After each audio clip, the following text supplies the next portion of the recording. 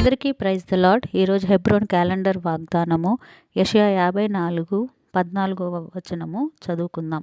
నీవు నీతిగల దానవై స్థాపించబడుదువు, నీవు భయపడనక్కర్లేదు. బాధించువారు నీకు దూరముగా నుందురు, భీతి నీకు దూరముగా ఉండును, అది నీ దగ్గరకు రానే రాదు.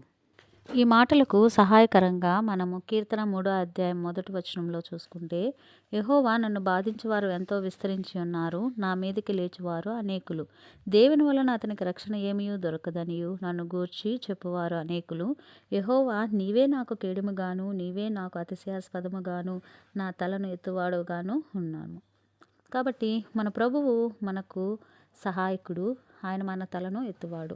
మనను బాధించువారు ఎంతో విస్తరించి ఉన్నప్పటికీ ఆయన మనకు ఆధారము.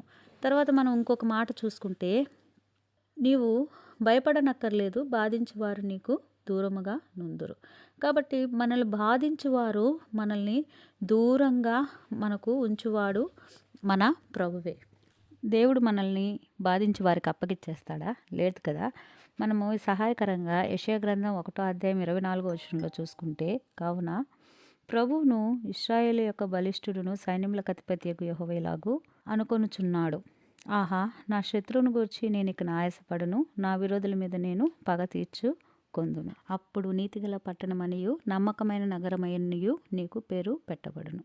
కాబట్టి యెహోవా మనకు నీతిగల పట్టణమని, నమ్మకమైన నగరని మనకు పేరు పెట్టువాడుగా ఉన్నాడు. నీవు నీతిగల దానవై స్థాపించబడుదువని ఇక్కడ రాసి ఉంది. తర్వాత భీతి నీకు దూరముగా ఉండును, అది నీ దగ్గరకు రానే రాదని ప్రభు చెప్తున్నాడు. కాబట్టి మన శత్రువుల మీద మనకు విజయం ఇచ్చు మన దేవుణ్ణి ప్రార్థిద్దాం. ప్రేమగల తండ్రి యేసయ్య, నీకు వందనాలు. ఈ దినమంతట్లో మాకు తోడుకుంటూ సహాయపడము. మీరు మా పక్షం ఉండగా మాకు విరోధెవడు. యేసుక్రీస్తు నామములో వేడుకుంటున్నాం పరమ తండ్రి, ఆమేన్. ప్రార్థన అవసరతల కొరకు ఇవ్వబడిన నంబర్కి మెసేజ్ చేయండి. మీ కొరకు ప్రార్థన చేయబడిన. Praise the lord.